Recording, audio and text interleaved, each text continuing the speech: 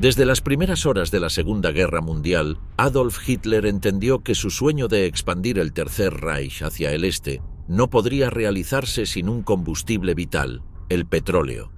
Y de todos los países de Europa, solo uno poseía la clave de esa energía: Rumanía. Lejos de ser un socio menor o un simple satélite del eje, Rumanía se convertiría en el segundo proveedor militar más importante de Alemania después de la propia Wehrmacht. Con sus campos petroleros, sus tropas sacrificadas en el frente oriental y su lealtad ideológica al anticomunismo, Rumanía no solo apoyó la guerra de Hitler, la sostuvo. Y sin embargo, su contribución fue sepultada en el silencio histórico, eclipsada por la narrativa alemana y soviética. El país que más sangre derramó por el Reich fue también el primero en ser olvidado. En 1939, mientras Europa observaba con inquietud los movimientos alemanes en Polonia, la inteligencia militar alemana elaboraba un informe secreto.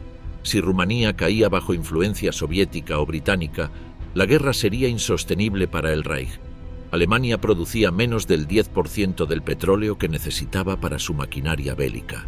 El resto debía llegar desde Ploiesti, una ciudad rumana que concentraba algunas de las refinerías más avanzadas del mundo. A diferencia de otros aliados del eje, cuya participación era simbólica o limitada, Rumanía entregaba algo que ninguna otra nación podía ofrecer: combustible para tanques, aviones, camiones y submarinos. Sin ese petróleo no habría Blitzkrieg. Pero el compromiso rumano no se limitaba a los recursos. Desde el instante en que la Operación Barbarroja fue puesta en marcha en junio de 1941, el ejército rumano se convirtió en la segunda fuerza invasora del frente oriental. Solo ese año, más de 300.000 soldados rumanos cruzaron el río Prut hacia Besarabia, marcando el inicio de una campaña de recuperación territorial que rápidamente se transformó en una guerra de exterminio contra la Unión Soviética. Hitler, impresionado por la disposición de Rumanía a sacrificar vidas humanas por el objetivo común de destruir el comunismo, calificó al país como su aliado más confiable. Para Berlín, Italia era un problema que debía sostenerse. Hungría, un rival regional que generaba celos. Finlandia, un aliado táctico. Solo Rumanía combinaba fanatismo ideológico, recursos energéticos y un compromiso militar absoluto. A lo largo de 1941 y 1942, Rumanía movilizó más de 1 millón de hombres, un número desproporcionado para su población de 14 millones de habitantes. Para Alemania, esto significaba que 1 de cada 14 rumanos estaba bajo uniforme, luchando en nombre del Reich. Ningún otro país aliado entregó tantos soldados a la causa de Hitler. Italia, con una población mayor, movilizó menos. Eslovaquia y Croacia aportaron unidades simbólicas. Incluso Japón, nominalmente aliado, no compartió frentes ni envió tropas a Europa.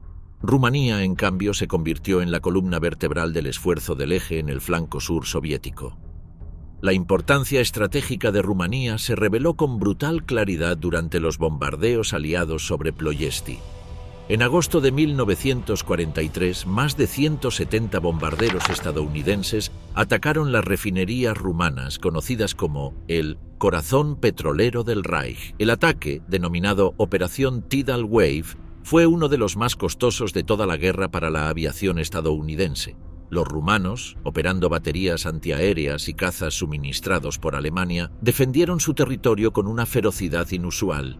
El general Alfred Gerstenberg, encargado de las defensas aéreas, declaró que los rumanos lucharon como si defendieran no solo su patria, sino el destino del Reich. En esas refinerías se fabricaba el carburante que impulsaba los Panzer en Kursk y los Messerschmitt en Stalingrado. La propaganda alemana exaltó momentáneamente la lealtad rumana, mostrando imágenes de soldados con cascos y uniformes similares a los alemanes, luchando hombro a hombro en los campos de trigo ucranianos. Pero detrás de esa camaradería había tensiones profundas. Los oficiales alemanes despreciaban a sus aliados, considerándolos inferiores en entrenamiento y disciplina, aunque dependían de ellos para sostener el frente. A pesar del desdén, los alemanes sabían una verdad incuestionable: sin Rumanía, la guerra en el este era imposible. Las pérdidas humanas fueron aplastantes. Para 1944, Rumanía había sufrido más de 300.000 muertos y cerca de 400.000 heridos y desaparecidos. En Stalingrado, las divisiones rumanas fueron destruidas casi por completo, intentando detener el contraataque soviético.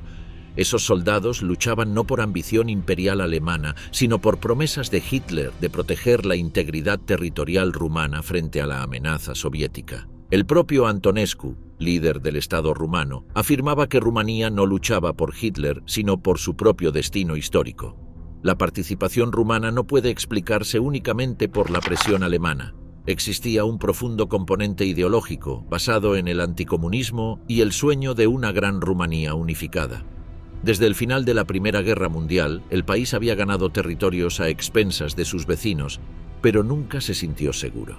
La amenaza soviética sobre Besarabia y Bucovina, junto a la disputa con Hungría por Transilvania, alimentó un sentimiento de vulnerabilidad que Hitler explotó magistralmente.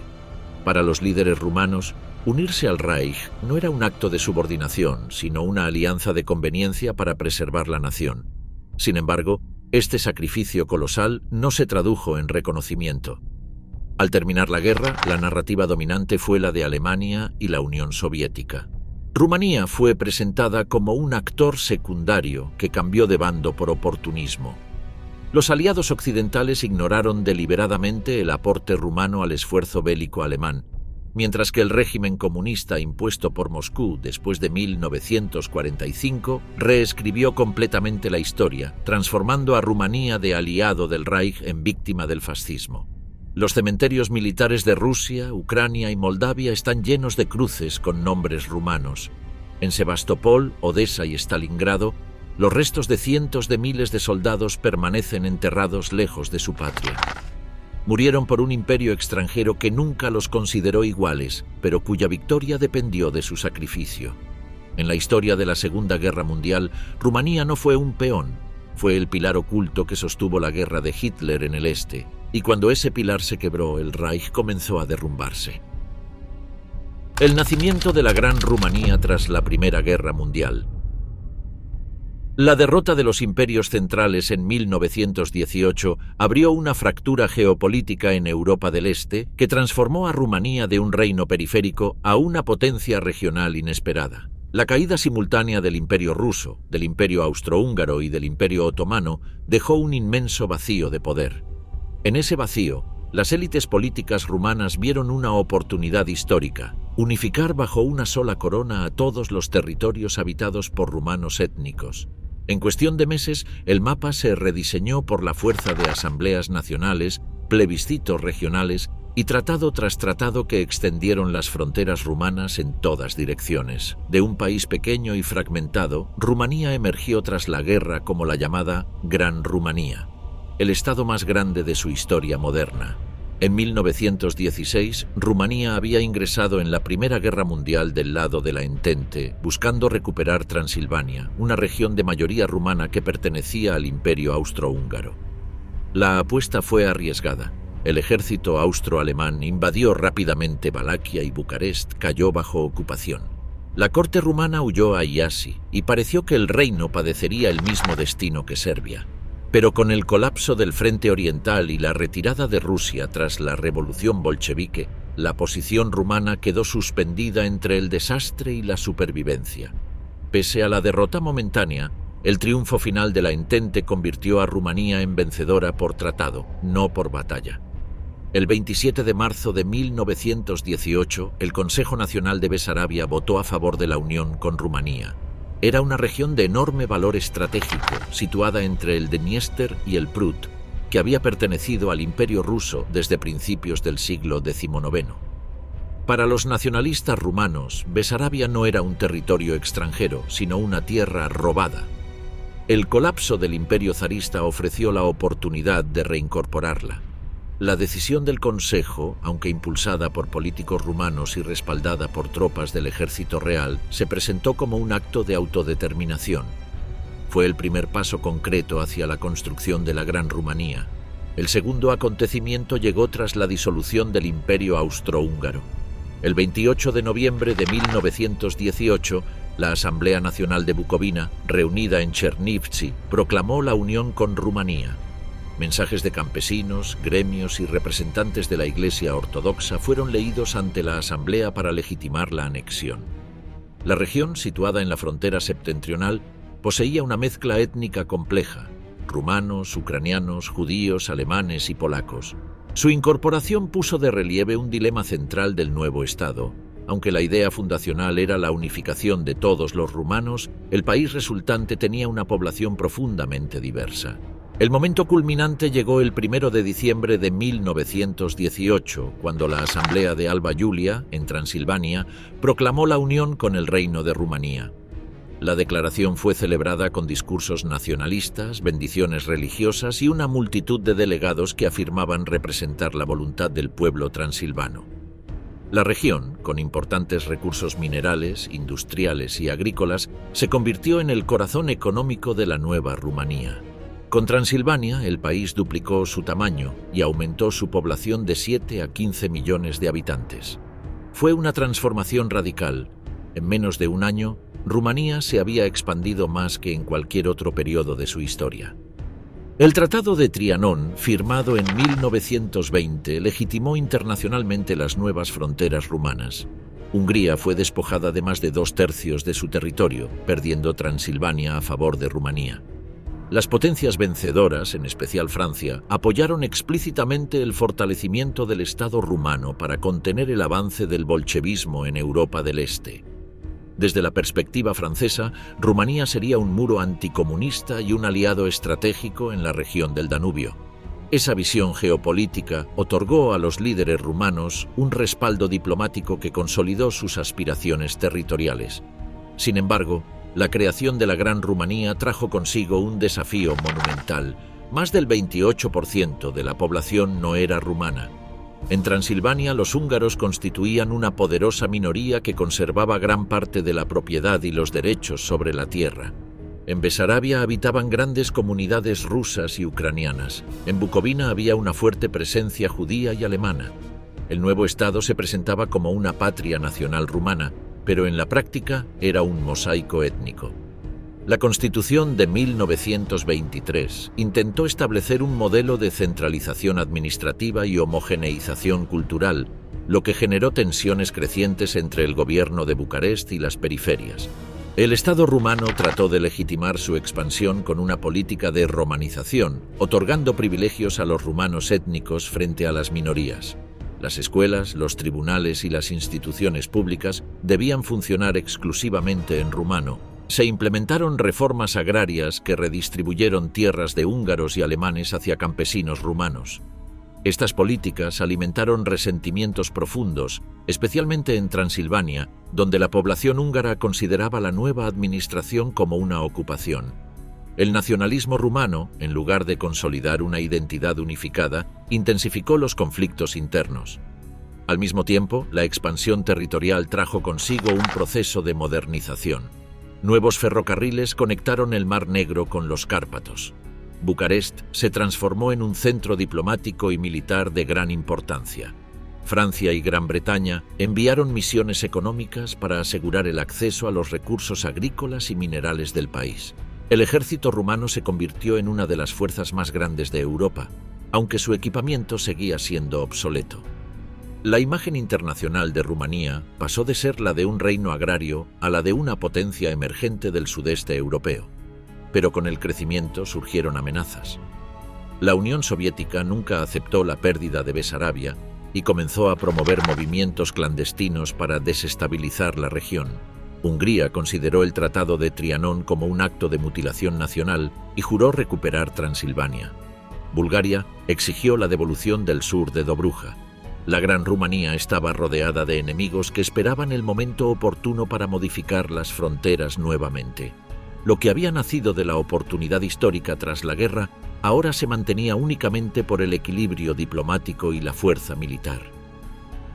La inestabilidad política y el auge del extremismo.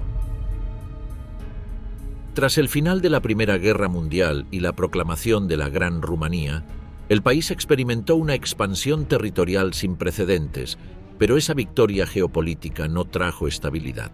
Al contrario, inauguró una etapa de agitación constante. El nuevo Estado era vasto, diverso y profundamente desigual.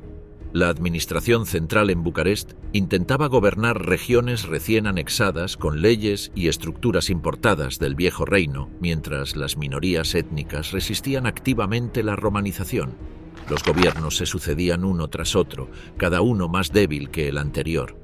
Entre 1918 y 1938, Rumanía tuvo 25 gobiernos diferentes. Ninguna coalición lograba sostenerse por más de unos meses. El Parlamento era un campo de batalla entre liberales, campesinos y nacionalistas, mientras la población campesina, más del 70% del país, vivía en la pobreza, aislada del sistema político y profundamente resentida. La monarquía, encabezada primero por el rey Fernando I y luego por su hijo Carol II, era formalmente el garante de la unidad nacional, pero en la práctica se vio obligada a ceder poder a partidos que prometían reformas urgentes. Los liberales, dominantes en el siglo XIX, perdieron apoyo por sus vínculos con las élites urbanas y la industria petrolera. El Partido Campesino, que representaba a millones de agricultores empobrecidos, exigía reformas agrarias radicales y descentralización.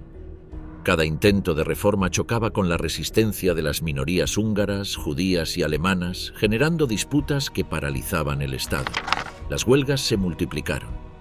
En 1929, en plena crisis económica mundial, el desempleo se disparó y los precios del trigo, principal exportación rumana, colapsaron. En medio de este caos surgió una nueva fuerza política que canalizaba la frustración colectiva, la Guardia de Hierro. Fundada en 1927 por Corneliu Celea Codreanu, era una organización nacionalista, ortodoxa y antisemita que rechazaba tanto el liberalismo parlamentario como el comunismo. Codreanu no se presentaba como político, sino como profeta de una regeneración espiritual. Sus discursos acusaban a la clase dirigente de traicionar el sacrificio de la Gran Guerra. Prometía purificar la nación mediante una revolución moral basada en el sacrificio, la disciplina y el martirio. La Guardia de Hierro se presentaba como un movimiento místico más que ideológico, donde el líder no era un representante, sino un salvador. El movimiento adoptó símbolos religiosos, rituales de iniciación y juramentos de sangre. Sus militantes, conocidos como legionarios, usaban camisas verdes y marchaban portando íconos cristianos junto a banderas nacionales. No era simplemente un partido, era una secta política que combinaba nacionalismo extremo con misticismo ortodoxo. Para ellos, la nación rumana estaba llamada a un destino providencial, pero debía ser purificada de la corrupción interna representada, según su visión, por los judíos, los comunistas, los masones y los políticos tradicionales. La violencia era presentada como una forma de redención nacional. El ascenso del movimiento coincidió con una ola global de extremismo. En Italia, Mussolini había tomado el poder en 1922. En Alemania, Hitler reorganizaba el Partido Nacional Socialista. En Rumanía, miles de jóvenes desempleados, campesinos empobrecidos e intelectuales desencantados se unieron a la Guardia de Hierro. En las universidades, los legionarios reclutaban estudiantes con el discurso de restaurar el honor perdido del país. No ofrecían un programa económico detallado, sino una promesa de sacrificio colectivo. La política ya no era presentada como una actividad racional, sino como una lucha mística entre el bien y el mal. El Estado rumano reaccionó con represión. En 1933, el primer ministro liberal Ion Duca prohibió la Guardia de Hierro y ordenó arrestos masivos. Días después, legionarios asesinaron a Duca en la estación de tren de Sinaia. Ese atentado político marcó el inicio del terrorismo como herramienta política. Codreanu fue encarcelado, pero el movimiento creció aún más. En las elecciones de 1937, la Guardia de Hierro obtuvo el 15% de los votos, convirtiéndose en la tercera fuerza del país. Ante la posibilidad de que los legionarios accedieran al poder por medios legales, el rey Carol II decidió intervenir directamente. Carol II, un monarca ambicioso y autoritario, había regresado al país en 1930 tras una ausencia voluntaria. Desconfiaba de los partidos tradicionales y temía el ascenso de Codreanu. En febrero de 1938 disolvió el Parlamento, abolió la Constitución y estableció una monarquía autoritaria. Ordenó el arresto de Codreanu y cientos de militantes legionarios. En noviembre de ese mismo año, Codreanu fue estrangulado en prisión y su cuerpo arrojado en una fosa común. El gobierno anunció que había muerto tratando de escapar. Lejos de destruir al movimiento, su muerte lo convirtió en un mártir. La Guardia de Hierro no desapareció. Se fragmentó en células clandestinas que juraron venganza. El país entró en una fase de tensión permanente. El rey gobernaba mediante decretos reales, pero carecía de apoyo popular. Los partidos tradicionales habían sido eliminados. Los legionarios conspiraban con oficiales del ejército y, sobre todo, en el horizonte se elevaba una nueva amenaza: la expansión de la Alemania nazi. A medida que Hitler ocupaba Austria y desmembraba Checoslovaquia, los nacionalistas rumanos empezaron a ver en Alemania no solo un aliado, sino un modelo. La crisis de los años 1930 no fue simplemente económica o política, fue existencial. La Gran Rumanía estaba rodeada de enemigos territoriales, minada por conflictos étnicos y desgarrada por una pugna ideológica interna. La democracia liberal, importada del modelo occidental, no logró arraigar. En su lugar, el país se deslizó hacia el radicalismo. La política dejó de ser una competencia de ideas y se transformó en una lucha por la supervivencia nacional. En ese clima de miedo y desesperación, el extremismo dejó de ser una opción y se convirtió en la única salida imaginable para millones de rumanos convencidos de que solo la fuerza podría salvar a la nación de su propia caída. La crisis de 1940 y el ascenso de Ion Antonescu. El año 1940 marcó el derrumbe político del Estado rumano. Lo que durante 2 décadas se había presentado como la culminación del sueño nacional, es decir, la Gran Rumanía, se desmoronó en cuestión de meses. Las potencias occidentales, garantes del orden surgido tras la Primera Guerra Mundial, habían caído o se encontraban al borde de la rendición. Francia, principal aliada de Bucarest, capituló ante Alemania en junio. Gran Bretaña se replegaba a sus islas en posición defensiva. La Unión Soviética, fortalecida por el pacto Molotov-Ribbentrop de 1939, presionaba sobre Besarabia. Hungría, apoyada por Hitler, exigía la devolución de Transilvania. Bulgaria reclamaba el sur de Dobruja. Rumanía, rodeada de enemigos y sin aliados internacionales, se encontró aislada. El 26 de junio de 1940, la Unión Soviética envió un ultimátum exigiendo la entrega inmediata de Besarabia y el norte de Bucovina. El Consejo de la Corona se reunió de urgencia. El rey Carol II, consciente de que el ejército rumano no podía resistir una ofensiva soviética mientras Alemania dominaba Europa, aceptó la exigencia. La retirada se realizó precipitadamente. Tropas soviéticas entraron en las ciudades de Chernivtsi y Chisinau en menos de 48 horas. Las carreteras se llenaron de civiles que huían hacia el oeste, temiendo represalias. Sin una sola batalla, Rumanía perdió más de 50.000 kilómetros cuadrados y cerca de 3,5 millones de habitantes. El golpe diplomático tuvo efectos inmediatos sobre la estabilidad interna. La población percibió la retirada como una traición. Los partidos políticos culparon al rey. El ejército exigía una investigación. La Guardia de Hierro aprovechó la crisis para denunciar la decadencia del régimen corrupto. En julio, Hungría presentó ante Berlín y Roma un reclamo formal por Transilvania. Hitler y Mussolini convocaron a representantes rumanos y húngaros a Viena para resolver la disputa. El segundo arbitraje de Viena, firmado el 30 de agosto de 1940, adjudicó el norte de Transilvania a Hungría. El territorio, con más de 2,6 millones de habitantes, incluía ciudades industriales clave, campos agrícolas estratégicos y la mayor concentración de minorías rumanas fuera del viejo reino. La humillación territorial no terminó allí. El 7 de septiembre, Rumanía fue obligada a firmar el Tratado de Craiova, mediante el cual cedía al Reino de Bulgaria el sur de Dobruja. En apenas 3 meses, el país había perdido 1/3 de su territorio. La imagen internacional de Rumanía como potencia regional se evaporó. El ejército, resentido y desesperado, culpaba directamente al rey Carol II. La población, agotada por la corrupción y el autoritarismo, clamaba por un nuevo liderazgo capaz de restaurar la soberanía. En ese contexto de crisis total emergió la figura del general Ion Antonescu. Militar de carrera, veterano de la Primera Guerra Mundial, Antonescu había servido como jefe del Estado Mayor y ministro de Defensa. Era conocido por su rigor disciplinario, su anticomunismo radical y su desconfianza hacia los partidos tradicionales. Desde hacía meses criticaba abiertamente al rey por sus alianzas políticas y su vida personal marcada por escándalos. En los círculos militares se le consideraba el único hombre capaz de negociar con Hitler desde una posición de firmeza. El 4 de septiembre de 1940, Carol II convocó a Antonescu al Palacio Real. En un breve encuentro, el general exigió plenos poderes para reorganizar el Estado. No aceptaba ser primer ministro bajo la autoridad tradicional del monarca. Reclamaba el título de conducator, líder del Estado, siguiendo el modelo fascista europeo. Afirmaba que solo un régimen fuerte y autoritario podía salvar a la nación del colapso. El rey, sin apoyos, se vio obligado a ceder.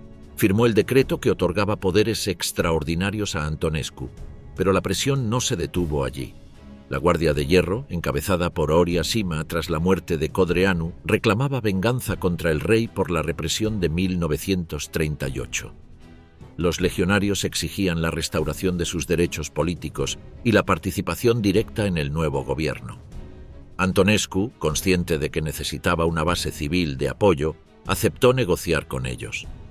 El 5 de septiembre anunció la creación del Estado Nacional Legionario, una alianza entre el ejército y la Guardia de Hierro.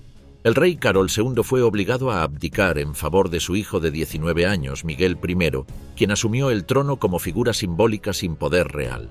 La caída del rey marcó el fin del sistema parlamentario instaurado en 1918. Antonescu se presentó como salvador nacional. Prometió recuperar los territorios perdidos y restaurar el honor del país. Para ello, buscó inmediatamente el respaldo de Alemania. El 13 de septiembre, Hitler envió una misión militar a Rumanía. Oficiales alemanes comenzaron a entrenar al ejército rumano y supervisar las defensas de los campos petroleros de Ploiesti. La presencia de tropas alemanas en suelo rumano fue presentada como un acto de protección, pero en realidad consolidaba la dependencia estratégica del país con respecto al Reich. Antonescu justificaba su alianza con Hitler no como una sumisión, sino como una necesidad geopolítica. Argumentaba que solo el eje podía garantizar la integridad territorial frente a la Unión Soviética y Hungría. Creía que Alemania ganaría la guerra y que Rumanía, al ser su aliado más leal, recibiría compensaciones territoriales. Bajo esa lógica, inició una reorganización completa del Estado. Disolvió los partidos políticos, centralizó la administración, impuso censura y entregó a la Guardia de Hierro el control de ministerios clave. El nuevo régimen se presentaba como la síntesis de nacionalismo militar y revolución social. La alianza con Hitler y la entrada al eje. La llegada de las tropas alemanas a territorio rumano en septiembre de 1940 marcó el inicio de una nueva etapa en la política exterior del país. Por primera vez en su historia moderna, Rumanía permitía la presencia permanente de fuerzas militares extranjeras sin mediación de tratados multilaterales. Oficialmente, su función era proteger los campos petroleros de Ploiesti frente a una eventual ofensiva soviética. La realidad era otra, significaban la subordinación estratégica de Rumanía al Tercer Reich. Ion Antonescu comprendió que el destino del país estaba irremediablemente ligado al éxito o fracaso de Alemania. Bajo esa premisa, comenzó una rápida alineación con la ideología del eje y con los objetivos militares de Hitler. El 23 de noviembre de 1940, Rumanía firmó el Pacto Tripartito, convirtiéndose formalmente en miembro del eje junto a Alemania, Italia y Japón. El documento fue firmado en presencia del embajador alemán Wilhelm Fabricius y representantes del gobierno fascista italiano. El acto simbolizaba una transformación geopolítica. Rumanía dejaba de ser un estado neutral o indeciso para convertirse en aliado militar de Hitler. La adhesión no fue impuesta por la fuerza, sino solicitada por Antonescu, convencido de que solo mediante una alianza explícita obtendría garantías territoriales y un lugar en el nuevo orden europeo que Alemania estaba construyendo. Hitler otorgó a Rumanía un papel fundamental dentro del eje. No era solo proveedor de petróleo, era el escudo meridional contra la Unión Soviética. La Wehrmacht estableció misiones permanentes para entrenar al ejército rumano según los estándares alemanes. Se organizaron divisiones, se introdujo doctrina táctica alemana y se enviaron armas modernas, especialmente cañones antiaéreos y vehículos blindados. El petróleo rumano se convirtió en el combustible estratégico más vigilado del Reich. Las refinerías de Ploiesti comenzaron a producir bajo la supervisión de ingenieros alemanes, mientras los convoyes ferroviarios transportaban barriles directamente hacia Ucrania, Polonia y Prusia Oriental. La alianza no se limitó a lo militar. A nivel diplomático, Rumanía adoptó la retórica anticomunista del Reich y se comprometió a cooperar en la lucha ideológica contra la Unión Soviética. Antonescu declaró públicamente que su misión histórica era proteger Europa del bolchevismo y situó a Rumanía como bastión del antisemitismo estatal. La Guardia de Hierro, incluida inicialmente en el gobierno, exigía medidas radicales contra la población judía, acusándola de colaborar con los soviéticos y de controlar la economía nacional.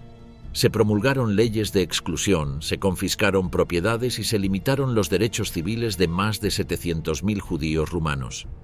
El alineamiento ideológico con el nazismo generó una reacción internacional inmediata. Gran Bretaña rompió relaciones diplomáticas con Bucarest el 1 de febrero de 1941. Estados Unidos, aún neutral, condenó las políticas antisemitas y comenzó a incluir a Rumanía en sus listas de países bajo influencia nazi. En los Balcanes, el súbito fortalecimiento de Rumanía alteró el equilibrio regional. Hungría, también miembro del Eje, veía con recelo cualquier intento rumano de recuperar territorios perdidos. Bulgaria, recientemente beneficiada por el Tratado de Craiova, mantenía una posición expectante. En este contexto de tensiones múltiples, Alemania se erigió como árbitro supremo, controlando disputas territoriales para preservar la cohesión del Eje. En el plano interno, la alianza con el Reich generó un conflicto entre Antonescu y la Guardia de Hierro. Los legionarios exigían acelerar la revolución nacional, eliminar por completo a las minorías y establecer un régimen fascista total. Antonescu, aunque compartía el autoritarismo y el antisemitismo, privilegiaba la disciplina militar y la centralización estatal. Consideraba que el caos interno pondría en riesgo la confianza de Hitler. A finales de 1940, el gobierno nacional legionario comenzó a fracturarse. Los legionarios tomaron fábricas, confiscaron propiedades y promovieron linchamientos. El Estado entró en una situación de doble poder. La tensión alcanzó su punto máximo en enero de 1941. La Guardia de Hierro, convencida de que Hitler favorecería su liderazgo, organizó un golpe de Estado. Estallaron enfrentamientos armados en Bucarest. Los legionarios atacaron comisarías, ocuparon edificios públicos y saquearon propiedades judías en una ola de violencia que duró 3 días. Antonescu respondió movilizando al ejército. Solicitó apoyo directo a Hitler, quien envió tropas alemanas para asegurar los campos petroleros y apoyar la autoridad del conductor. El golpe legionario fue aplastado. Miles de militantes fueron arrestados o ejecutados. El 14 de febrero de 1941, Antonescu declaró disuelto el Estado Nacional Legionario. La Guardia de Hierro fue prohibida. Rumanía se transformó en una dictadura militar personal. Tras esta purga, la relación entre Rumanía y Alemania se consolidó aún más. Hitler consideraba a Antonescu un líder fiable, disciplinado y predecible. En conversaciones privadas afirmó que Rumanía sería el aliado más firme del Reich en el este. Berlín incrementó el envío de armamento y asesores militares. Las tropas alemanas en territorio rumano se elevaron a 500.000 hombres. La infraestructura del país fue puesta al servicio del esfuerzo bélico del Eje. El ejército rumano se preparaba para una guerra total. Antonescu ordenó la movilización general y proclamó que el objetivo nacional era recuperar Besarabia y Bucovina, arrebatadas por la Unión Soviética en 1940. El 12 de junio de 1941, Antonescu viajó a Múnich para una reunión final con Hitler. Allí recibió confirmación del plan alemán para invadir la Unión Soviética bajo el nombre de Operación Barbarroja. Se le asignó la misión de atacar desde el sur y cruzar el río Prut. Se le prometió la reincorporación de los territorios perdidos y la administración de nuevas tierras en Ucrania. El ejército rumano fue integrado en el Grupo de Ejército Sur bajo el mando del mariscal alemán Gerd von Rundstedt. El 21 de junio, Rumanía emitió una orden de movilización total. El país entero se convirtió en un campo de preparación militar al servicio de la guerra de Hitler. El 22 de junio de 1941, a las 3:15 de la madrugada, la artillería rumana abrió fuego sobre posiciones soviéticas en el río Prut. Comenzaba la mayor campaña militar de la historia rusa moderna y Rumanía avanzaba como el segundo ejército invasor del frente oriental detrás de Alemania. La purga de la Guardia de Hierro. La alianza entre Ion Antonescu y la Guardia de Hierro nació por necesidad táctica, no por afinidad ideológica absoluta. Luego de su ascenso al poder en septiembre de 1940, Antonescu entendía que necesitaba el apoyo masivo de los legionarios para consolidar su autoridad frente a la crisis territorial y la presión de Alemania. Sin embargo, desde el primer día, ambos proyectos eran incompatibles. Antonescu representaba el orden militar, la disciplina jerárquica y el Estado centralizado. La Guardia de Hierro aspiraba a una revolución nacional de carácter místico, basada en la violencia callejera, el antisemitismo radical y la movilización de masas fanatizadas. Lo que comenzó como coalición se transformó rápidamente en un duelo por el poder absoluto. El Estado Nacional Legionario, proclamado el 14 de septiembre de 1940, otorgaba a la Guardia de Hierro el control de varios ministerios clave, incluido el del Interior. Sus milicias patrullaban las calles, controlaban fábricas y organizaban actos públicos masivos donde se exaltaba la figura del capitán mártir Corneliu Celea Codreanu. Ion Antonescu, aunque conductor del Estado, se encontraba rodeado de fuerzas que no obedecían la cadena de mando tradicional. La Guardia de Hierro actuaba como un Estado paralelo, dictaba arrestos, incautaba propiedades judías sin autorización gubernamental y organizaba patrullas armadas independientes del ejército. Hitler observaba la situación con cautela. Valoraba la lealtad de Antonescu, pero también el fervor ideológico de los legionarios. En Berlín existía la expectativa de que Rumanía se convirtiera en un estado fascista orgánico, similar a la Alemania nazi. Sin embargo, los informes enviados por la misión diplomática alemana alertaban sobre el caos administrativo provocado por los legionarios. La producción petrolera disminuía por huelgas y confiscaciones ilegales. Las relaciones con empresarios alemanes se veían afectadas por la incertidumbre jurídica. Para Hitler, la eficiencia estratégica era prioritaria. La Guardia de Hierro comenzaba a ser un problema. Durante el otoño de 1940, la violencia escaló. En noviembre, legionarios asesinaron al economista y ex primer ministro Nicolae Iorga, una figura respetada internacionalmente. Días después fue asesinado Virgil Maghearu, líder del Partido Nacional Campesino.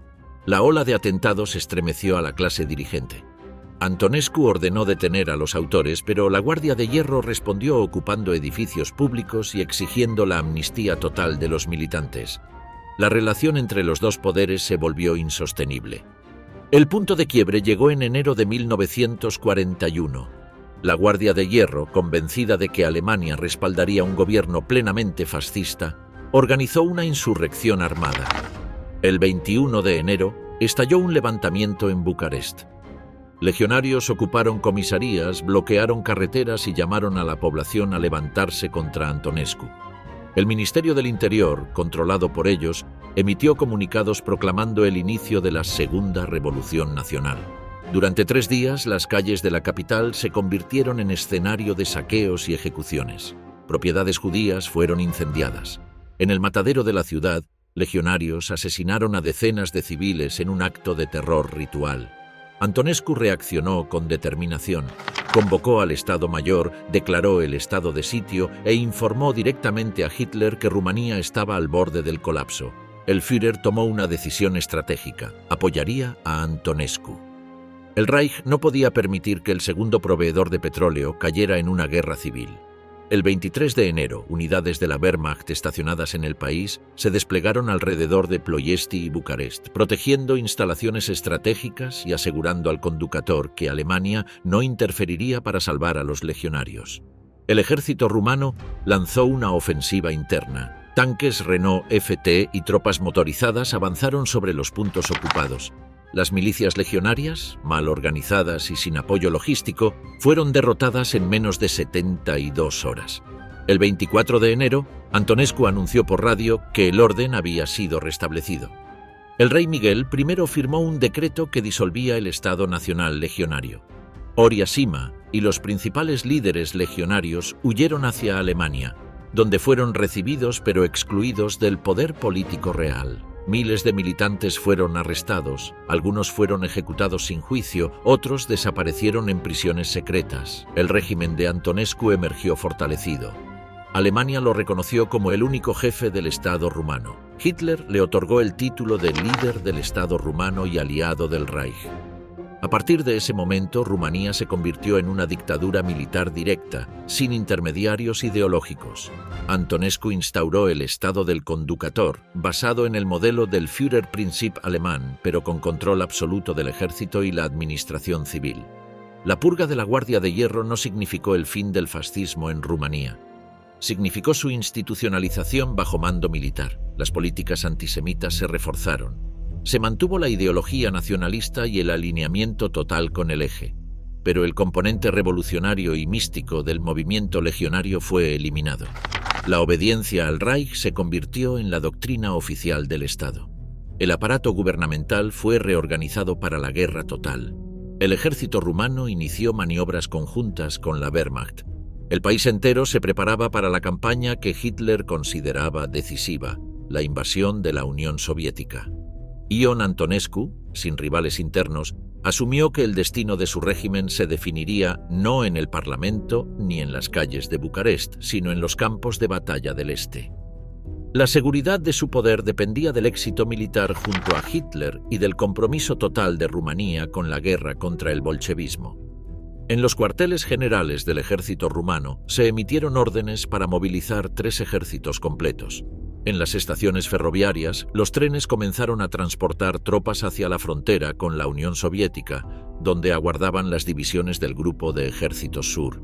Ion Antonescu viajó personalmente a las posiciones del frente rumano, donde el 21 de junio de 1941 dio la orden final de combate. La Operación Barbarroja, la Guerra de Rumanía. El 22 de junio de 1941, a las 3:15 horas, Ion Antonescu ordenó al ejército rumano abrir fuego contra las posiciones soviéticas en el río Prut. Con esa orden comenzaba la participación formal de Rumanía en la Operación Barbarroja. La decisión no fue una simple adhesión al plan alemán, sino la ejecución de una estrategia nacional. Recuperar Besarabia y el norte de Bucovina, perdidas el año anterior tras el ultimátum soviético. Antonescu definió la guerra como una campaña de liberación nacional y emitió una proclama al ejército señalando que la misión era restaurar la integridad territorial de Rumanía. Para Hitler, Rumanía no era solo un aliado, era el principal sostén militar del flanco sur del frente oriental. El ejército rumano movilizó más de 325.000 hombres en la primera fase de la campaña, organizados en el tercer y cuarto ejércitos. Estas fuerzas fueron integradas bajo el mando del Grupo de Ejércitos Sur alemán, comandado por el mariscal Gerd von Rundstedt. La coordinación operacional fue establecida en bases militares de Iasi y Roman, donde oficiales alemanes y rumanos trazaron líneas de avance hacia el río Dniester. Los objetivos eran claros: atravesar la frontera del Prut, expulsar a las fuerzas soviéticas de Besarabia y Bucovina y asegurar el acceso a los ríos estratégicos para futuras operaciones hacia Ucrania.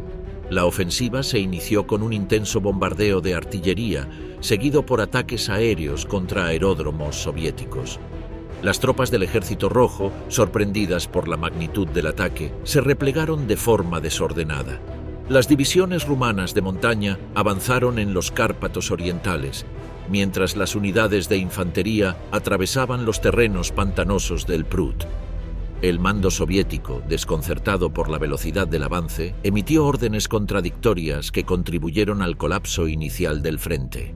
El cuarto ejército rumano cruzó el río en múltiples puntos utilizando puentes móviles y barcazas bajo fuego enemigo constante. Antonescu seguía personalmente el desarrollo de la operación desde su cuartel general en Iasi. Exigía informes cada hora y se comunicaba directamente con los comandantes de división. Para él, el avance no era solo una cuestión militar, sino política. Cada kilómetro recuperado debía consolidar su liderazgo nacional y demostrar a Hitler la utilidad estratégica de Rumanía. En Berlín, los informes del alto mando destacaban la motivación de las tropas rumanas y su disciplina en el combate. Hitler envió un mensaje directo felicitando a Antonescu por el heroico retorno de las tierras arrebatadas por el bolchevismo. El avance rumano se enfrentó a una resistencia creciente. El Ejército Rojo comenzó a reorganizarse en torno a fortificaciones en Chisinau y Zetatea Alba.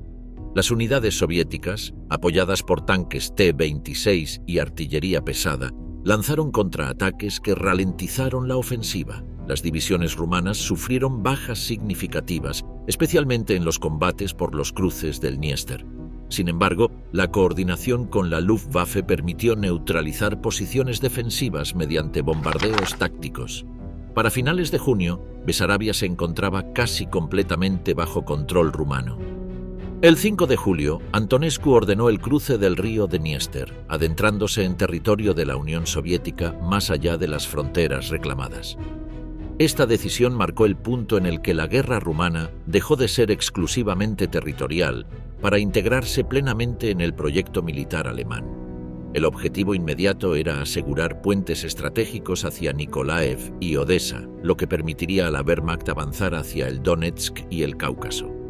El mando alemán presionaba a Antonescu para ampliar su participación, argumentando que la destrucción del Estado soviético era la única forma de garantizar la seguridad de las fronteras rumanas. Las fuerzas rumanas alcanzaron Tighina el 9 de julio. Allí se estableció un nuevo cuartel general conjunto germano-rumano. Las órdenes operativas señalaban que Rumanía administraría el territorio ocupado entre el Dniester y el Bug, conocido posteriormente como Gobernación de Transnistria. El control de esta región aseguraba un corredor logístico vital para el Frente Sur y reforzaba la posición estratégica de Rumanía dentro del eje. La administración militar rumana comenzó a establecer puestos de mando, requisar recursos y reorganizar el territorio bajo legislación de guerra. La participación rumana se intensificó. El Tercer Ejército recibió la misión de avanzar sobre el Mar Negro, mientras el Cuarto debía apoyar la ofensiva contra el puerto de Odessa. Ion Antonescu declaró públicamente que la guerra no terminaría en el Dniester ni en el Bug, sino en cualquier punto donde el bolchevismo presente su última resistencia. Esta declaración consolidaba la integración de Rumanía en la guerra ideológica y existencial contra la Unión Soviética, alineada con el discurso hitleriano de guerra total. La propaganda estatal rumana reforzaba la narrativa de la cruzada nacional. Se publicaron comunicados anunciando la liberación de Besarabia tras 22 años de opresión soviética y se presentaba la campaña como cumplimiento del destino histórico de la nación. Paralelamente, se ordenó la movilización de nuevas divisiones. Para agosto de 1941, más de 450.000 soldados rumanos estaban en el frente oriental, convirtiendo a Rumanía en el segundo ejército del eje en magnitud de fuerzas desplegadas, solo superado por Alemania. El avance continuó hacia el sur de Ucrania, donde las tropas rumanas capturaron Balta, Virzula y Dubasari, asegurando líneas ferroviarias y depósitos estratégicos. La resistencia soviética se intensificaba a medida que las tropas del Frente Sur recibían refuerzos desde el interior. La batalla por Odessa, en particular, se perfilaba como la primera prueba decisiva de la capacidad ofensiva rumana sin apoyo directo masivo de unidades alemanas. Ion Antonescu se enfrentaba a una decisión crucial: detener el avance en los límites de la antigua frontera o proseguir hacia el interior soviético como parte integral de la maquinaria bélica de Hitler. El mando germano-rumano emitió una última orden antes del asalto final a la ciudad portuaria más importante del Mar Negro. Ion Antonescu asumió personalmente la responsabilidad de conquistar Odessa. El asedio de Odessa, la primera gran carnicería. El 8 de agosto de 1941, Ion Antonescu emitió la orden definitiva. El ejército rumano debía tomar la ciudad portuaria de Odessa considerada por el Estado Mayor alemán como la clave estratégica del Mar Negro. Hitler había dejado claro que la responsabilidad de la operación recaía casi exclusivamente en Rumanía. No habría intervención masiva de tropas alemanas. La conquista de Odesa sería la prueba de la capacidad militar rumana y de su compromiso con la Guerra del Eje. Con esta decisión, Antonescu se comprometió a una batalla que se extendería durante 73 días y que se convertiría en el enfrentamiento más sangriento de toda la historia militar de Rumanía. Odesa no era una ciudad cualquiera. Con una población de más de 600.000 habitantes y fortificaciones construidas durante décadas, era uno de los puertos mejor defendidos del Mar Negro. El Ejército Rojo había desplegado el 9º Ejército Independiente, reforzado con artillería pesada y marineros de la flota del Mar Negro. Se cavaron trincheras en los suburbios, se colocaron minas en los accesos y se organizaron posiciones defensivas en profundidad. La ciudad estaba preparada para resistir a cualquier costo. Para el mando soviético, Odesa no era solo un punto estratégico, era un símbolo de la resistencia. El ataque comenzó el 13 de agosto. Las divisiones rumanas avanzaron sobre los campos a las afueras de la ciudad, enfrentándose a un fuego de artillería constante. El terreno, llano y sin cobertura, se convirtió rápidamente en un matadero. Las bajas se multiplicaban. Informes del cuartel general rumano señalaban que, en apenas 3 días, algunas unidades habían perdido el 20% de sus efectivos. Los hospitales de campaña colapsaron. Los médicos amputaban piernas y brazos sin anestesia, mientras oficiales tomaban nota de los nombres de los caídos con la fría certeza de que las listas se duplicarían al día siguiente. Antonescu ordenó intensificar el ataque. Consideraba que una retirada comprometería el prestigio nacional y pondría en duda el valor de Rumanía como aliado del Reich. El Cuarto Ejército, bajo el mando del general Nicolae Ciuperca, lanzó una serie de asaltos frontales contra las defensas soviéticas. Las fuerzas rumanas lograron penetrar la primera línea, pero fueron detenidas en los suburbios por contraataques soviéticos apoyados por fuego naval desde el mar. La flota del Mar Negro bombardeaba posiciones rumanas con precisión devastadora. Las pérdidas humanas alcanzaron cifras sin precedentes. Para el 24 de agosto, las bajas superaban los 27.000 hombres entre muertos, heridos y desaparecidos. Las unidades de infantería se quedaban sin munición antes del final del día. El Estado Mayor rumano solicitó apoyo aéreo intensivo. La Luftwaffe respondió con bombardeos masivos sobre el puerto y los barrios industriales. Las explosiones incendiaron depósitos de combustible, destruyeron astilleros y causaron miles de muertos civiles. La ciudad se hundió en una mezcla de humo, fuego y metralla. Las calles quedaron cubiertas de cadáveres. Las autoridades soviéticas informaron a Stalin que Odesa estaba destruida, pero que la población civil se negaba a rendirse. La ofensiva continuó sin pausa. Los ingenieros rumanos cavaron trincheras a pocos metros de las líneas soviéticas. En algunos sectores, la lucha se libraba casa por casa, habitación por habitación. Los soldados se desangraban en los sótanos, entre ruinas, bajo el fuego de ametralladoras ocultas en edificios derrumbados. El aire en las trincheras estaba impregnado de olor a carne quemada. Antonescu, presionado por Hitler, rechazó cualquier sugerencia de repliegue. Ordenó traer refuerzos desde el interior del país. Se movilizaron reservas, oficiales jubilados, estudiantes de academias militares. El 12 de septiembre, la situación alcanzó un punto crítico. El Cuarto Ejército había sufrido más de 80.000 bajas. Antonescu viajó personalmente al frente. Observó el campo de batalla desde un puesto de mando camuflado. Fue testigo de cómo las ambulancias transportaban cuerpos amputados, cómo los camiones regresaban vacíos porque los hombres se negaban a subir, exhaustos y descompuestos por el hambre y la sed. El general Ciuperca advirtió que continuar el asalto frontal significaría la destrucción total del ejército. Antonescu lo destituyó de inmediato. Bajo nuevas órdenes se reestructuró la ofensiva, se concentró la artillería pesada y se cavaron túneles para colocar explosivos bajo las posiciones soviéticas. El 2 de octubre, una explosión gigantesca destruyó un cuartel enemigo, matando a cientos de defensores. Fue el punto de inflexión. La resistencia soviética comenzó a desmoronarse por falta de suministros. Stalin ordenó evacuar Odesa por mar.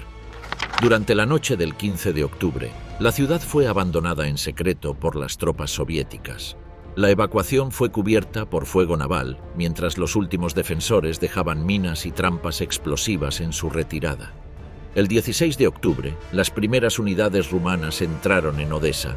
La ciudad estaba en ruinas. El aire era irrespirable debido al olor de los cuerpos en descomposición. Las calles estaban cubiertas de cráteres, edificios reducidos a escombros, fábricas carbonizadas. Los soldados rumanos caminaron en silencio entre montañas de cadáveres. No hubo celebración, no hubo música ni discursos. Solo órdenes de ocupar los sectores destruidos y asegurar el puerto para su uso militar. El parte final del alto mando rumano registró 93.000 bajas propias y más de 60.000 soviéticas. Nunca antes en su historia el ejército rumano había pagado un precio tan elevado por una sola ciudad. Ion Antonescu informó a Hitler que Odesa había caído. El Führer respondió con un telegrama de felicitación, destacando el sacrificio rumano como prueba de su lealtad al eje. Rumanía había demostrado su compromiso absoluto con la guerra. Pero ese triunfo militar reveló una verdad incuestionable. La guerra contra la Unión Soviética sería un conflicto de exterminio, medido no en kilómetros conquistados, sino en cadáveres acumulados. Y Rumanía, al igual que Alemania, ya no podía detenerse. La ocupación de Transnistria y las represalias.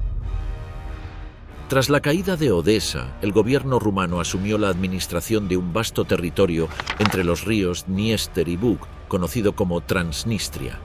Ion Antonescu consideraba que esta región no era una simple ocupación temporal, sino una extensión natural de la Gran Rumanía. El 19 de agosto de 1941, Adolf Hitler emitió una orden oficial otorgando a Rumanía el control pleno de Transnistria como recompensa por su papel decisivo en el frente oriental. Con una extensión de más de 40.000 kilómetros cuadrados y una población estimada de 2 millones de habitantes, el territorio fue transformado en el Gobernatorato de Transnistria, administrado directamente por Bucarest bajo autoridad militar. La capital administrativa fue establecida en Odesa. Gheorghe Alexianu, un jurista cercano a Antonescu, fue nombrado gobernador plenipotenciario con poderes civiles, judiciales y militares. Su misión era doble: explotar los recursos económicos para sostener el esfuerzo bélico y garantizar el control político eliminando cualquier foco de resistencia. Las órdenes iniciales estipulaban confiscación de cosechas, requisición de ganado, control del transporte fluvial y ferroviario y la creación de una red de guarniciones a lo largo de los principales centros urbanos y aldeas estratégicas. Las fuerzas rumanas se enfrentaron rápidamente a un enemigo invisible: los partisanos soviéticos.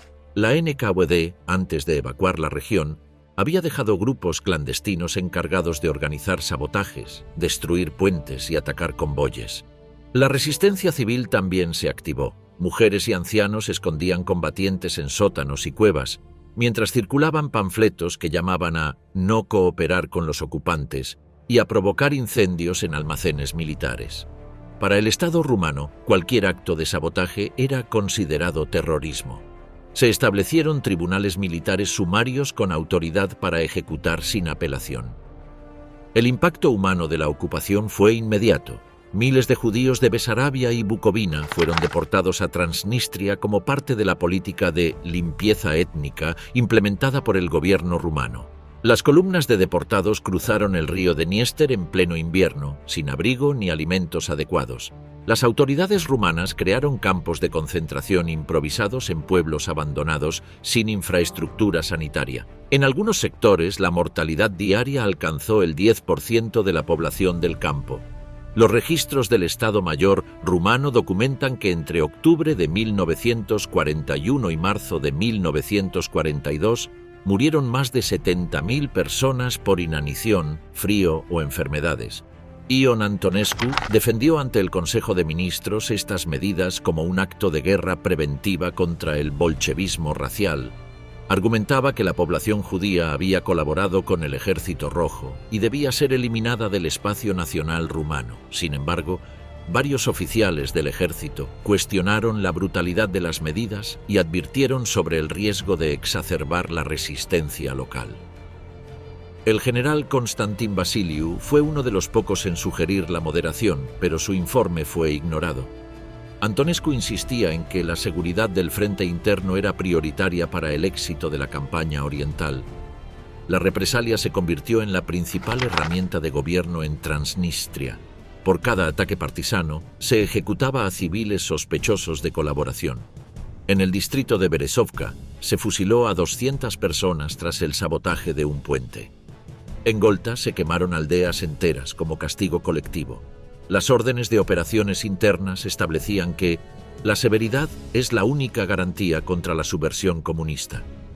La ocupación se transformó así en una guerra paralela, distinta de la frontal contra el Ejército Rojo. Una guerra de seguridad, represalias y limpieza étnica. En Odessa, la tensión alcanzó su punto más alto en octubre de 1941.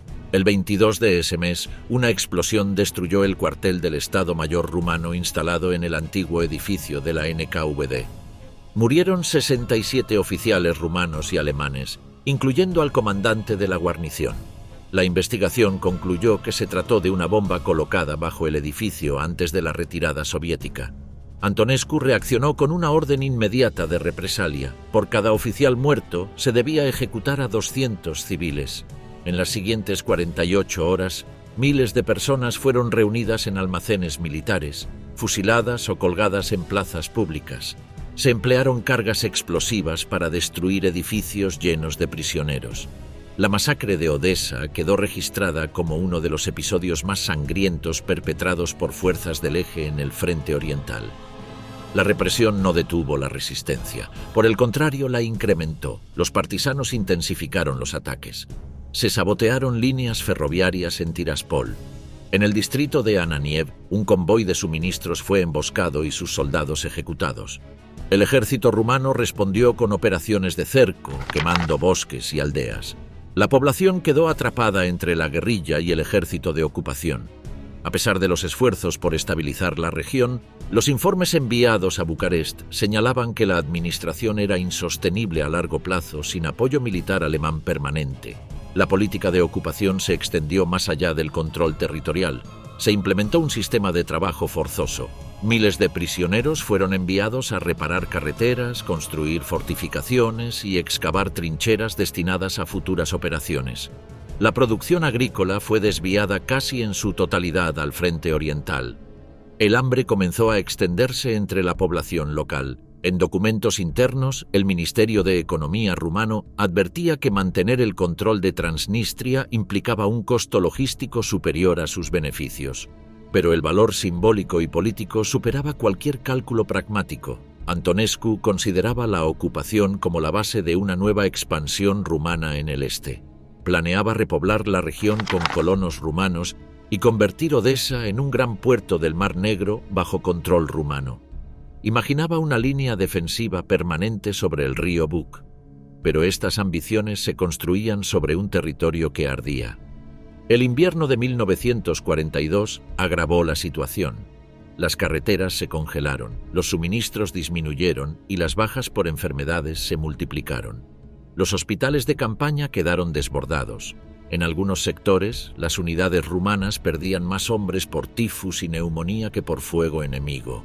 Desde Berlín comenzaron a llegar advertencias. El alto mando alemán informó a Antonescu que los recursos rumanos debían concentrarse en la próxima ofensiva hacia Stalingrado y el Cáucaso. La ocupación de Transnistria debía mantenerse con el mínimo de tropas posible. El frente principal requería refuerzos. Ion Antonescu aceptó las órdenes. El 9 de julio de 1942 ordenó la movilización de nuevas divisiones hacia el frente oriental, dejando atrás una guarnición reducida y una administración civil enfrentada a una población hostil. El gobernador Alexianu se comprometió a mantener el control por medios administrativos, sin asistencia militar adicional. La región quedó bajo tensión permanente, convertida en retaguardia del frente sur del Eje y en un laboratorio de represión estatal.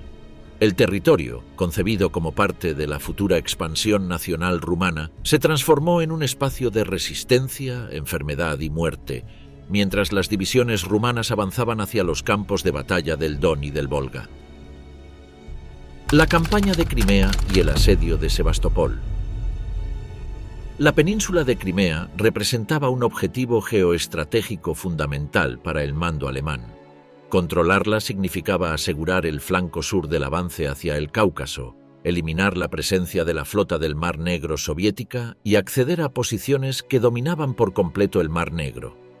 Adolf Hitler consideraba que, una vez tomada Sebastopol, la Unión Soviética perdería su capacidad de maniobra naval y su influencia sobre los Balcanes. Para Ion Antonescu, participar en su conquista era una manera de consolidar el prestigio militar de Rumanía y demostrar al Reich que sus fuerzas podían operar más allá de sus intereses territoriales inmediatos. Desde el otoño de 1941, las fuerzas rumanas comenzaron el cerco de Crimea junto a unidades alemanas bajo el mando del mariscal Erich von Manstein. El tercer ejército rumano, reforzado por divisiones de montaña y caballería, inició la campaña cruzando el istmo de Perekop. La resistencia soviética fue feroz. Las fortificaciones habían sido construidas décadas antes, con estructuras de hormigón, campos de minas y posiciones artilleras ocultas entre acantilados. El avance fue lento y costoso.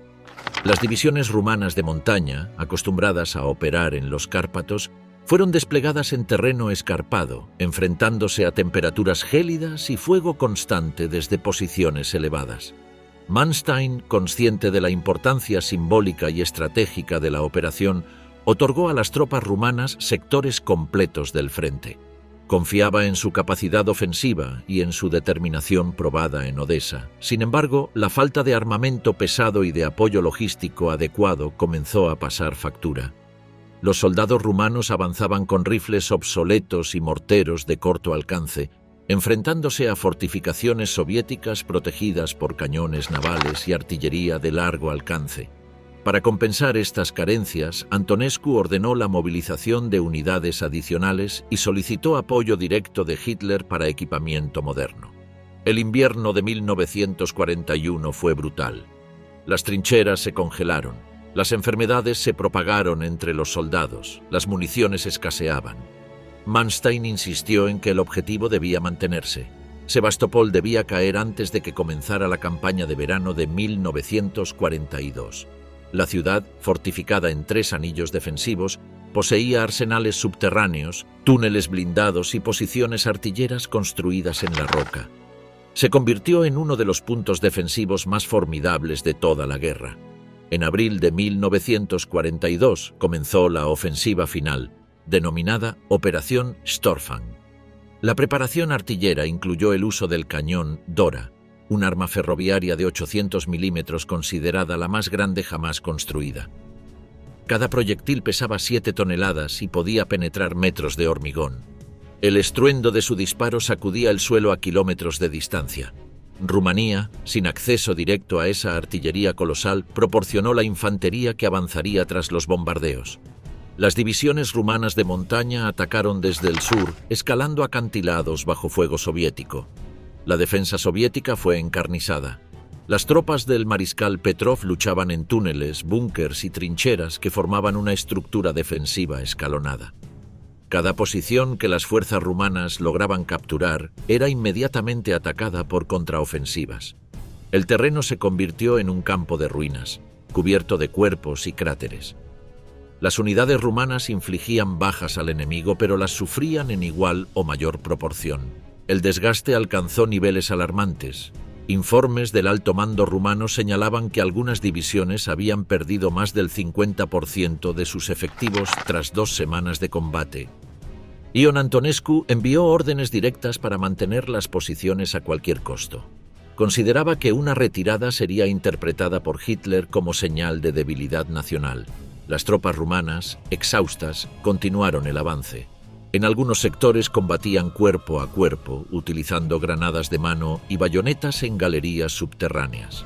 Los soviéticos, atrincherados en la fortaleza de Maxim Gorki y el Malakhov Kurgan, resistían con determinación fanática.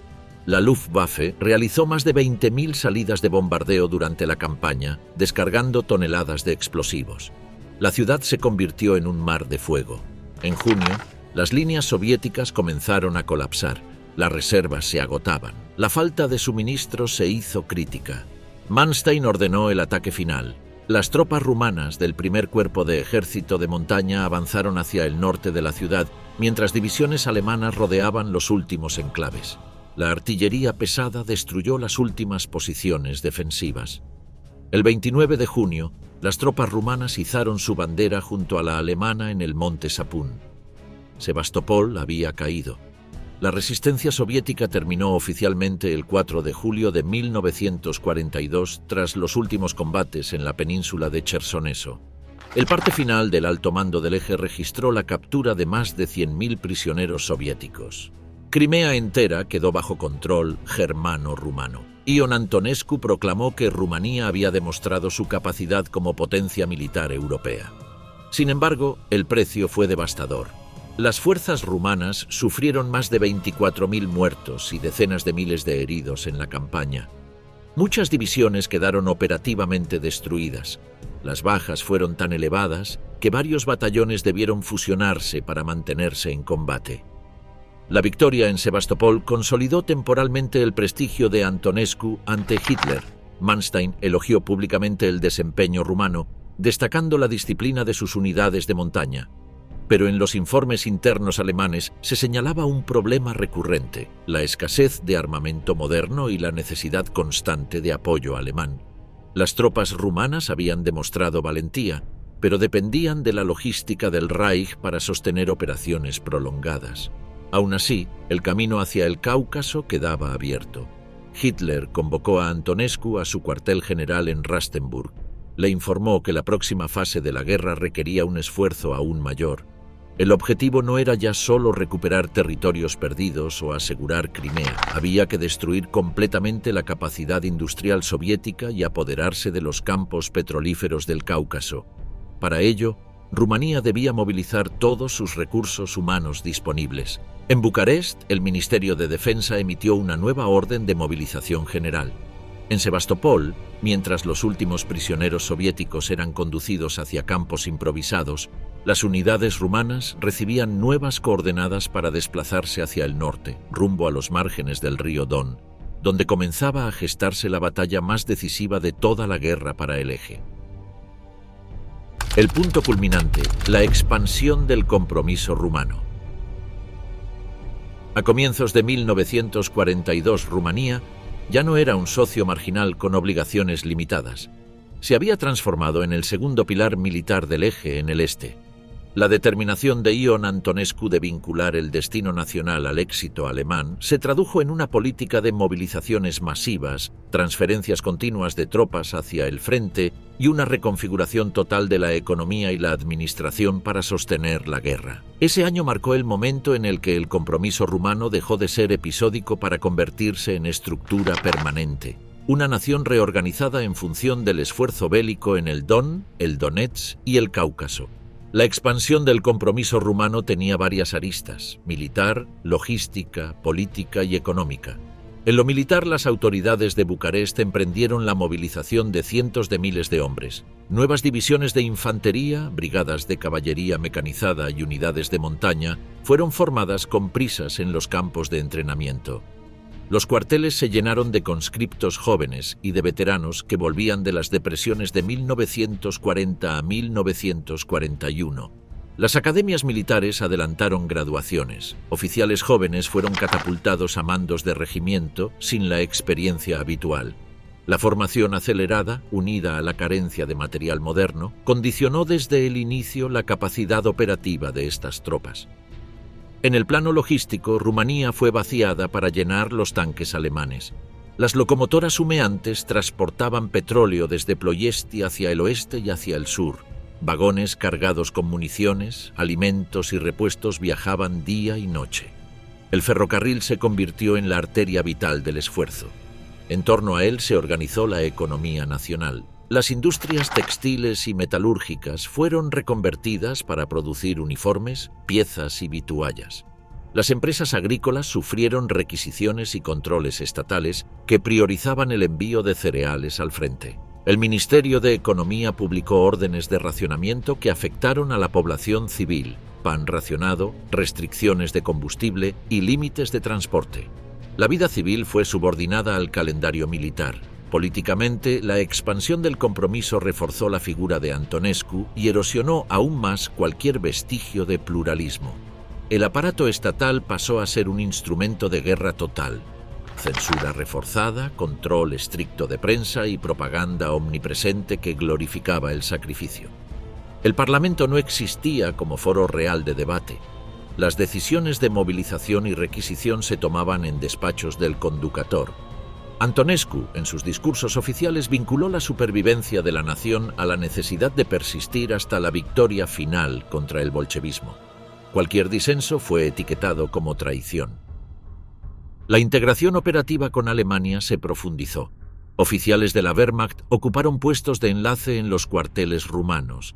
Planes de ofensiva se trazaban en mesas conjuntas. La coordinación de artillería y aviación se volvía cada vez más dependiente de la maquinaria logística y aérea alemana. En el frente, las órdenes combinadas pedían a las divisiones rumanas asumir sectores de línea y funciones de custodia en la retaguardia, mientras que formaciones alemanas lideraban los asaltos más pesados. Aún así, en los sectores asignados a Rumanía se exigía mantener iniciativa ofensiva, tomar y sostener posiciones, administrar territorios ocupados y proteger el flujo de suministros hasta el corazón de la ofensiva general. La amplitud del compromiso quedó patente al preparar la campaña del verano de 1942. Rumanía movilizó tropas para la ofensiva hacia el Cáucaso y las operaciones en Stalingrado, enviando cuerpos de ejército que debían sostener flancos enteros del Grupo de Ejércitos Sur. La decisión política de Antonescu fue clara. Rumanía demostraría su valor no solo recuperando territorios perdidos, sino arriesgando hombres y medios en las iniciativas estratégicas del Reich. En consecuencia, las fuerzas rumanas vieron ampliadas sus responsabilidades. Proteger el flanco derecho en la estepa, asegurar líneas logísticas y ocupar territorios con funciones de guarnición cada vez más extensas. El coste humano de esta expansión fue inmediato y brutal. Las cifras de bajas acumuladas en 1942 reflejaban un país desgastado. Divisiones enteras diezmadas, regimientos inoperativos por falta de reemplazos, hospitales de campaña saturados con heridos que nunca regresarían al frente. En la retaguardia, familias enteras recibían la noticia de la pérdida de un padre, un hijo o un hermano. En muchos pueblos se multiplicaron las lápidas sin nombres completos. El Estado, sin embargo, siguió priorizando la velocidad sobre la recuperación. Los reemplazos eran enviados al frente con equipamiento incompleto. Las convalecencias se acortaban, las licencias se anulaban. La economía doméstica terminó por fracturarse. La industria rumana no podía sostener al mismo tiempo producción civil y militar sin deterioro. Los mercados negros proliferaron, los campesinos vendían ganado clandestinamente para subsistir. El éxodo rural hacia las ciudades, motivado por la búsqueda de trabajo en talleres de guerra, produjo tensiones sociales que el régimen enfrentó con represión y control policial. El sentimiento nacional, inicialmente movilizador, fue menguando frente al agotamiento material y moral de una sociedad que veía cómo su juventud era consumida en frentes lejanos. En el tablero internacional, la expansión del compromiso rumano tuvo efectos contrapuestos. Por un lado, reforzó la posición negociadora de Antonescu ante Berlín. Rumanía se consideraba un aliado indispensable, cuya lealtad debía ser recompensada con apoyo logístico y garantías territoriales. Por otro, la dependencia creciente del Reich se hizo más visible. Sin apoyo alemán, las capacidades rumanas eran limitadas. La seguridad de Ploiesti, la columna vertebral económica, dependía en buena medida de protección aérea y de convoyes escoltados por tropas alemanas. La paradoja se hizo evidente. A mayor aportación rumana, mayor era su sujeción a la política estratégica alemana. Mientras las divisiones rumanas avanzaban hacia el sur y registraban éxitos tácticos, la realidad estratégica comenzaba a mostrar grietas. Los suministros llegaban con retrasos, las líneas férreas estaban degradadas por sabotajes y bombardeos, y la falta de repuestos provocaba fallas en blindados y vehículos. Aún así, Antonescu ordenó nuevas movilizaciones y envió más unidades al frente, convencido de que la resistencia prolongada del Tercer Reich aún podía sostener un triunfo decisivo en el este. Stalingrado. El desastre total. El 19 de noviembre de 1942 comenzó la Operación Soviética Urano, el contraataque que cambiaría el curso de la guerra en el este y sellaría el destino del ejército rumano.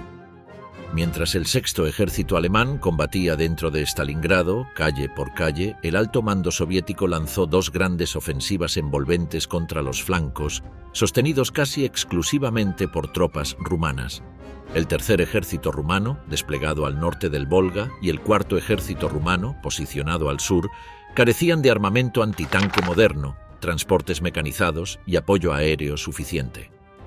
Los informes enviados a Hitler y Antonescu semanas antes advertían del peligro. «Estamos expuestos». No hubo respuesta. El cerco soviético se cerró en menos de 72 horas.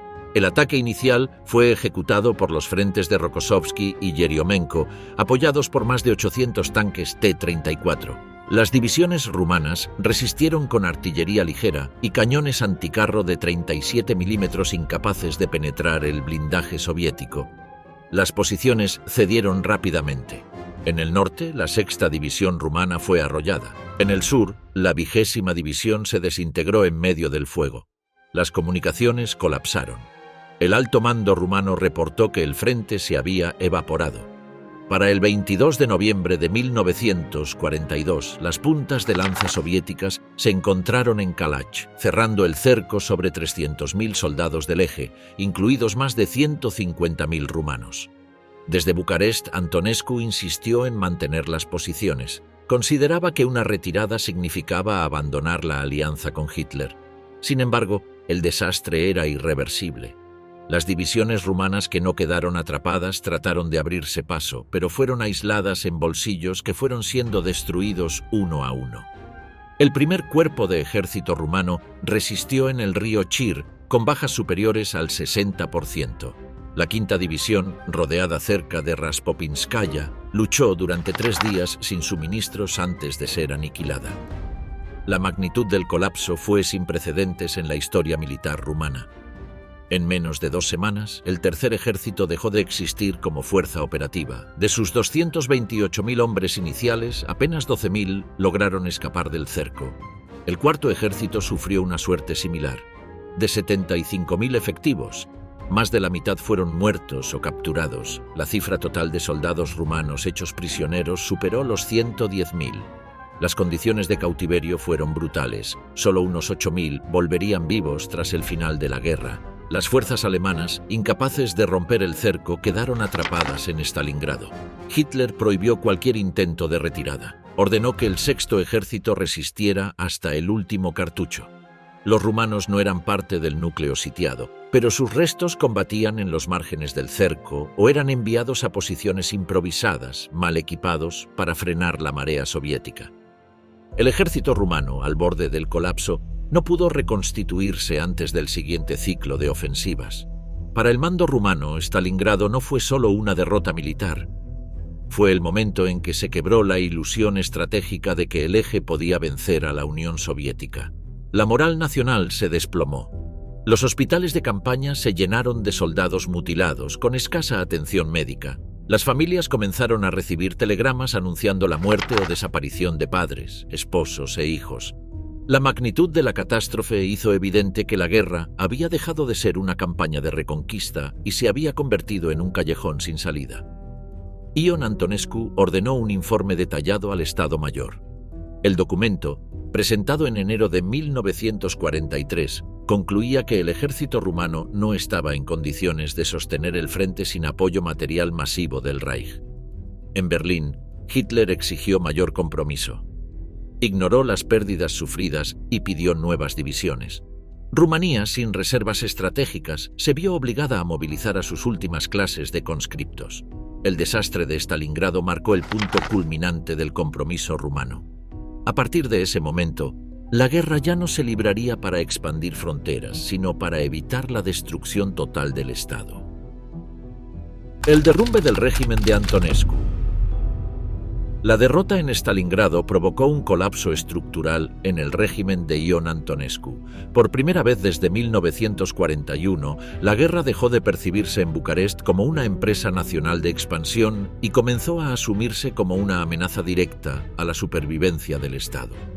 La opinión pública, alimentada hasta ese momento por la propaganda del régimen, se enfrentó a cifras de bajas imposibles de ocultar. Decenas de miles de soldados muertos o desaparecidos, familias enteras sumidas en la incertidumbre y ciudades bombardeadas por la aviación soviética. El pacto con Alemania ya no era visto como garantía de seguridad, sino como la causa principal de la tragedia. El impacto político fue inmediato. En el seno de la élite dirigente surgieron fisuras. El rey Miguel I, hasta entonces una figura decorativa, comenzó a recibir informes secretos del Estado Mayor advirtiendo que Rumanía no podía resistir una ofensiva soviética en su propio territorio. Los partidos políticos, prohibidos desde 1940, iniciaron contactos clandestinos para explorar una salida negociada con los aliados. Incluso algunos generales del ejército, otrora leales a Antonescu, empezaron a considerar la posibilidad de derrocar al conductor para salvar al país de la destrucción total. Antonescu, convencido de que la derrota solo podía evitarse mediante una demostración final de firmeza, ordenó nuevas movilizaciones. En la primavera de 1943, más de 300.000 soldados rumanos fueron enviados nuevamente al frente del Don y a Ucrania. Al mismo tiempo, reforzó su política de colaboración con Alemania. Hitler, alarmado por el colapso italiano tras la caída de Mussolini en julio de 1943, exigió garantías absolutas de lealtad. Antonescu viajó al cuartel general del Führer para asegurar que Rumanía no seguiría el ejemplo italiano. Prometió mantener el frente hasta el último hombre. La respuesta alemana fue enviar más tropas para proteger los campos petroleros, no para reforzar las líneas rumanas en retroceso. En el frente interno, la situación empeoraba. El hambre se extendía en las ciudades. La inflación alcanzó niveles récord. El tráfico ferroviario fue interrumpido por bombardeos aliados que comenzaron a atacar directamente objetivos dentro de Rumanía. El 1 de agosto de 1943, la operación Tidal Wave golpeó Ploiesti con más de 170 bombarderos estadounidenses. Las refinerías ardieron durante días. El corazón petrolero del Reich había sido alcanzado. Rumanía ya no era un lugar seguro para el esfuerzo bélico alemán. La crisis adquirió una nueva dimensión en 1944, cuando el Ejército Rojo inició la operación Uman-Botosani y cruzó el río Dniester. Las tropas soviéticas entraron en territorio rumano en marzo. Las defensas se derrumbaron. El cuarto ejército rumano fue cercado y destruido. Las ciudades de Iași y Chisinau fueron ocupadas. Las fuerzas alemanas se retiraban apresuradamente hacia el oeste, arrastrando a los restos del ejército rumano. Los civiles emprendieron el éxodo. Columnas interminables de refugiados llenaron las carreteras. La guerra había llegado a casa. El gobierno de Antonescu, cada vez más aislado, intentó buscar una salida diplomática. Se establecieron contactos secretos con los aliados occidentales a través de Turquía y Suecia. El ministro de Asuntos Exteriores, Mihai Antonescu, viajó a Ankara para explorar la posibilidad de un armisticio condicionado. La respuesta fue clara. Los aliados no negociarían con Rumanía mientras siguiera bajo el mando de Ion Antonescu y continuara luchando junto a Alemania. La única opción viable era un cambio de régimen. En Bucarest, el rey Miguel I y un grupo de oficiales y políticos comenzaron a planear la destitución del conductor. El ejército rumano ya no estaba dispuesto a librar la guerra del Reich en suelo propio. El 20 de agosto de 1944, la Unión Soviética lanzó la ofensiva de Jassy-Kishinev, destruyendo de manera irreversible las defensas rumanas. El ejército alemán, incapaz de sostener el frente, se retiraba desordenadamente. La estructura de mando germano-rumana se colapsó. Ion Antonescu se negó a capitular, ordenó resistir, afirmando que Rumanía debía seguir luchando para evitar la ocupación soviética. Su gobierno había perdido la capacidad política de decidir. Sus órdenes ya no encontraban obediencia en sectores clave del ejército ni en la corte. En el Palacio de Bucarest, el rey tomó la decisión definitiva. El golpe del rey Miguel y el cambio de bando. El 23 de agosto de 1944, cuando las tropas soviéticas ya penetraban profundamente en territorio rumano y la Wehrmacht se encontraba en plena retirada, el rey Miguel primero convocó a Ion Antonescu al Palacio Real bajo el pretexto de discutir la situación militar. Antonescu llegó convencido de que aún era posible resistir junto a Alemania. Pretendía reorganizar el frente en los Cárpatos y establecer una línea defensiva con unidades alemanas replegadas desde el este. Creía contar con la obediencia del ejército y con la protección de Hitler. No sospechaba que dentro del palacio se preparaba el final de su régimen. En el Salón del Trono, Antonescu presentó su plan de resistencia. El rey lo escuchó en silencio y al terminar solicitó su firma en un documento que ordenaba el cese inmediato de hostilidades y el inicio de negociaciones con los aliados. Antonescu se negó. Afirmó que una rendición significaría la destrucción del Estado rumano y su ocupación por la Unión Soviética. Insistió en que la única esperanza era mantener la alianza con Alemania, aunque la situación militar fuera desesperada. El rey se levantó y dio una señal. Antonescu fue arrestado por oficiales leales escondidos tras una puerta lateral. En pocos minutos, el hombre que había gobernado con poder absoluto fue reducido en nombre de la monarquía. Simultáneamente, las unidades militares de Bucarest, previamente comprometidas con el plan del rey, tomaron los ministerios, estaciones de radio y puntos estratégicos. El gobierno de Antonescu fue disuelto. Mihai Antonescu, viceprimer ministro, también fue arrestado. A las 22 horas, el rey Miguel I apareció en la Radio Nacional. En un comunicado breve, anunció que Rumanía había cesado las hostilidades contra la Unión Soviética y se unía a los aliados para expulsar a las fuerzas alemanas de su territorio. Declaró ilegal la permanencia de tropas alemanas en el país y ordenó al ejército rumano que se volviera contra la Wehrmacht. La reacción alemana fue inmediata. Hitler, sorprendido por la traición de su aliado más fiel en el este, ordenó la ocupación total de Rumanía. Tropas del Reich que se encontraban en el país recibieron la orden de tomar Bucarest y capturar al rey. Sin embargo, el ejército rumano ya había recibido instrucciones claras: desarmar a todas las unidades alemanas presentes. En las calles de la capital y en los cruces ferroviarios comenzaron los enfrentamientos. Por primera vez desde el inicio de la guerra, soldados rumanos disparaban contra los alemanes. En cuestión de días, más de 50.000 soldados alemanes fueron capturados. La Luftwaffe bombardeó Bucarest los días 24 y 25 de agosto, causando centenares de muertos civiles. Las fuerzas rumanas respondieron derribando aviones enemigos con artillería antiaérea. El frente político se había invertido. Rumanía se alineaba ahora bajo el mando del Ejército Rojo. La capitulación fue firmada con la Unión Soviética el 12 de septiembre de 1944. A partir de ese día, las tropas rumanas pasaron a luchar bajo dirección soviética contra Alemania, Hungría y las fuerzas del Eje en Transilvania y los Cárpatos. El cambio de bando no salvó a Rumanía de la ocupación. Aunque el país declaró la guerra a Alemania, el Ejército Rojo cruzó el río Prut e instaló su cuartel general en Bucarest. La presencia soviética quedó legitimada por el nuevo alineamiento militar. El rey, aunque reconocido nominalmente, perdió todo poder efectivo. Los oficiales comunistas regresaron del exilio y comenzaron a ocupar cargos clave en el nuevo gobierno. Ion Antonescu, arrestado el 23 de agosto, fue entregado a los soviéticos. Su régimen desapareció en un instante.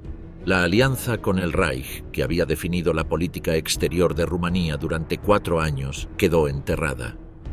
En su lugar comenzaba una nueva etapa de dominación, marcada por la influencia total de la Unión Soviética y el desmantelamiento del antiguo Estado nacional.